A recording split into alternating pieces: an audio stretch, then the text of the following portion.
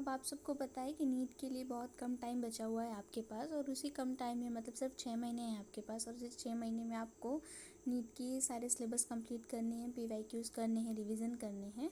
तो उसके लिए मैंने एक प्लान बनाया हुआ है जिसके अकॉर्डिंगली मैं अपना प्लान को फॉलो करने वाली हूँ। और क्योंकि सिर्फ 6 महीने बचे हैं तो उन 6 महीने में आपको ये सारी चीज़ें करनी हैं, तो उसके लिए हम क्या करते हैं, फिर से प्रिपरेशन करना स्टार्ट करते हैं।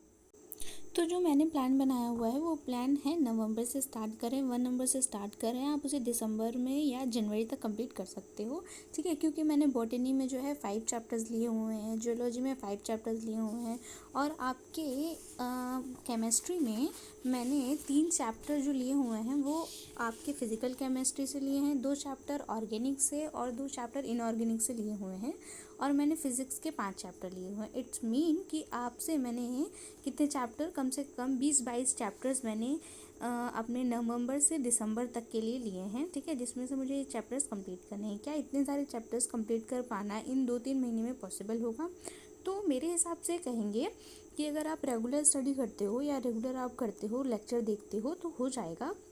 लेकिन अगर आपका कोई बैकलॉग है, पिछला बैकलॉग है, तो बहुत सारी चीज़ें करने में प्रॉब्लम होगी, या फिर आप अगर कंप्लीट हो गया है तो आप रिवाइज़ भी कर सकते हो।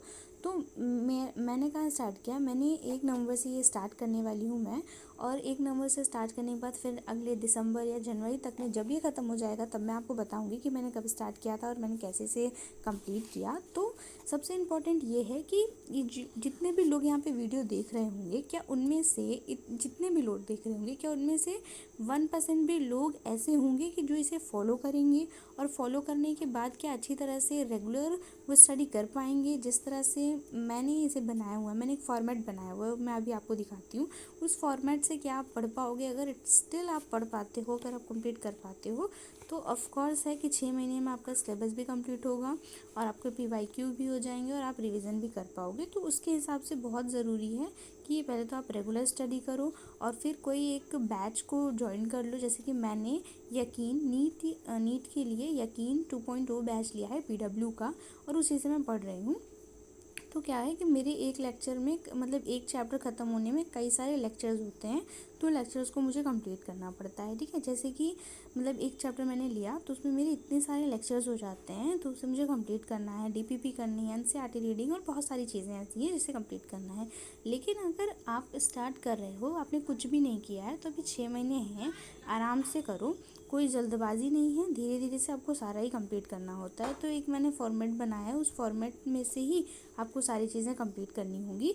तो चलिए देखते हैं कि वो फॉर्मेट क्या है और उसे आप कैसे फॉलो करोगे। सबसे इम्पॉर्टेंट तो ये है, और अगर उसे फॉलो भी करते हो तो उसमें क्या क्या आपको प्रॉब्लम आएगी, और अगर आप उसे मतलब फॉलो कर रहे हो तो आपको कैसे फॉलो करना है, वो सारी चीज़ें बात यहीं इसी वीडियो में करेंगे। तो हम आ गए हैं अपने प्लानर पे। जो प्लानर हमने बनाया है, जो हमने टारगेट्स को सेट किया है, उसके अकॉर्डिंगली मैं बताती हूँ कि मैंने मुझे कैसे कैसे परफॉर्मिंग करनी है, कैसे कैसे मुझे वर्क करना है। तो सबसे पहले ये यकीन 2.0 बैच से जिससे मैं पढ़ाई कर रही हूँ, वो सारा मैंने उसी के अकॉर्डिंगली अपना शेड्यूल रखा हुआ है, और ये नवंबर से मैंने स्टार्ट किया है। एंड कब होगा, दिसंबर की जनवरी, मुझे नहीं पता, बट ऑफकोर्स मैं इसे दिसंबर में करने की कोशिश करूँगी। टिल दिसंबर, मतलब लास्ट दिसंबर तक ये मेरा पूरा कंप्लीट हो जाएगा। तो सबसे पहले मैं आपको बताती हूँ बॉटनी के बारे में। तो बॉटनी में मैंने 5 चैप्टर्स ले रखे हैं, जैसे कि cell the unit of life, cell cycle, living organisms, living world, और एक चैप्टर मैंने मॉर्फोलॉजी और एक बायोलॉजिकल क्लासिफिकेशन लिया है। सेम मैंने ऐसे जियोलॉजी में भी 5 चैप्टर्स लिए हैं। कौन से हैं आप स्क्रीन पे देख सकते हो।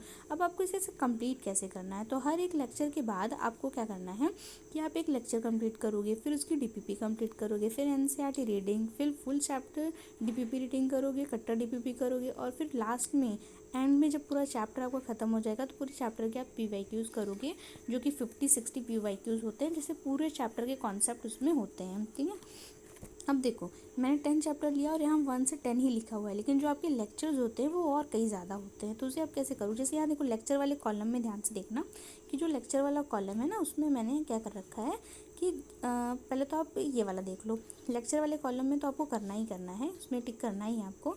और केमिस्ट्री के लिए भी सेम, मैंने जैसे कि मैंने कहा था फिजिकल एंड ऑर्गेनिक और ऑर्गेनिक के लिए मैंने अपने हिसाब से सब्जेक्ट चैप्टर्स को चूज़ किया है। आप ये सब्जेक्ट अपने अकॉर्डिंगली चेंज भी कर सकते हो और बदल भी सकते हो, और ये मैंने अपने अकॉर्डिंगली सिलेक्ट किया हुआ है कि मुझे ये चैप्टर पहले ख़त्म करने हैं और फिर बाद में नेक्स्ट चैप्टर ख़त्म करूँगी, ठीक है। तो इसी तरीके से मैंने इसमें भी वही कॉलम्स बनाए हुए हैं जो मैंने बायोलॉजी के लिए बनाए, वो केमिस्ट्री और फिजिक्स के लिए सेम बनाए हुए हैं। कंप्लीट करने का भी प्रोसेस भी सेम है। देखो है तो बहुत सिंपल सा प्रोसेस, कुछ भी नहीं करना है। आप एक लेक्चर देखोगे, उस लेक्चर को कंप्लीट करोगे, टिक करोगे, डीपीपी करोगे, सेम फिजिक्स के लिए भी है, डीपीपी करोगे, उसके नोट्स करोगे, एनसीईआरटी करोगे, मेंटेन करोगे, सब कुछ करोगे, ठीक है। दिखने में बहुत सिंपल सा दिख रहा होगा, बहुत लग रहा होगा कि इसमें तो यार कुछ है ही नहीं, लेकिन करना बहुत ही ज़्यादा टफ है, क्योंकि एक एक चीज़, एक एक लेक्चर, एक एक डीपीपी, एक नोट्स कंप्लीट करने में बहुत टाइम लगता है, और इतना रेगुलर तो बिल्कुल भी नहीं हो पाता। तो पता नहीं कि आप में से कोई ये कंप्लीट कर पाओगे कि नहीं, बट मैं डेफिनेटली ये दिसंबर या जनवरी तक कंप्लीट करने वाली हूँ सारे के सारे। और मैं आपको डेट भी बताऊँगी कि कौन से डेट पे, मैंने 1 नवंबर से मैं स्टार्ट कर रही हूँ, कब ख़त्म होगा मैं आपको ये भी बताऊँगी। तो ये एक तरह से मेरा और आपके लिए एक चैलेंज होगा कि हम सब ये चैप्टर्स कब कंप्लीट कर रहे होंगे, कितने डेज़ में कंप्लीट कर रहे होंगे, कैसे कंप्लीट कर रहे होंगे। तो वीकली टारगेट्स भी मैंने अपने लिए बनाए हुए हैं, उसकी वीडियो मैं नेक्स्ट बनाऊंगी। और मैंने सारे सिलेबस के लिए भी आपको बता दी कौन कौन से सिलेबस में कौन कौन से चैप्टर्स आ रहे हैं, फिजिक्स, केमिस्ट्री, बायोलॉजी, ऑल, ठीक है। तो ये था मेरा मतलब ऐसा प्लानर जो कि मैंने अपने लिए अपने अकॉर्डिंगली बनाया हुआ है। आप अपने अकॉर्डिंगली भी बना सकते हो, अगर आपको नहीं बनाना है तो कोई बात नहीं, मेरे प्लानर को आप फॉलो करो और देखो कि कैसे उसे कंप्लीट करना है। लेक्चर्स अगर देखो एक चैप्टर में मान लो 16 लेक्चर्स हैं, तो यहाँ पे 1 2 3 4 छोटा छोटा करके 16 लिखो। मान लो 18 आपने नहीं कंप्लीट किया तो 18 मत लिखो, 19 नहीं कंप्लीट किया मत लिखो। आपने मान लो 1 से 4 लेक्चर कंप्लीट किया तो लिख दो, ठीक है। 5 नहीं किया उसको छोड़ दो, उसके बाद 6 लिखो, ताकि अगली बार आपको याद रहे कि आपने कौन सा लेक्चर कंप्लीट किया कौन सा नहीं। Same DPP, NCERT notes, reading इसी तरीके से करना है आपको, ठीक है। दूसरी चीज़ नीचे मैंने लिखा हुआ है एक मार्क्स के बारे में, तो वो कैसे कंप्लीट करना है वो देख लो।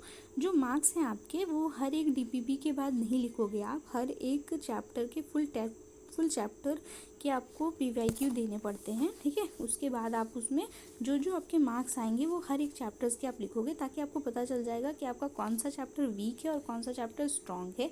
ताकि जब आपको रिवीजन करना हो तो सबसे पहले आप अपने वीक चैप्टर को रिवाइज़ करोगे और फिर आप अपने स्ट्रॉन्ग चैप्टर को रिवाइज़ करोगे, ठीक है। अगर आपको मतलब क्या कहते हैं कि आपको ये नहीं समझ में आ रहा है कि कब कौन सी चीज़ें पढ़ें, तो देखो मैं क्या पहले केमिस्ट्री पढ़ती हूँ, फिर बायोलॉजी पढ़ती हूँ, लास्ट में फिजिक्स पढ़ती हूँ, क्योंकि मेरा अलग अलग रूटीन है और मैं लगातार नहीं पढ़ती, मैं थोड़ा थोड़ा करके पढ़ती हूँ। पहले के एक लेक्चर देखती हूँ, फिर उनके डीपीपीज और नोट करने की कोशिश करती हूँ। मैं तुरंत लेक्चर देखने के बाद डीपीपी और नोट्स नहीं पढ़ती हूँ, मैं लेक्चर देखने के कई घंटे बाद डीपीपी और नोट्स करती हूँ। मिलते हैं नेक्स्ट वीडियो में अगले ब्लॉग।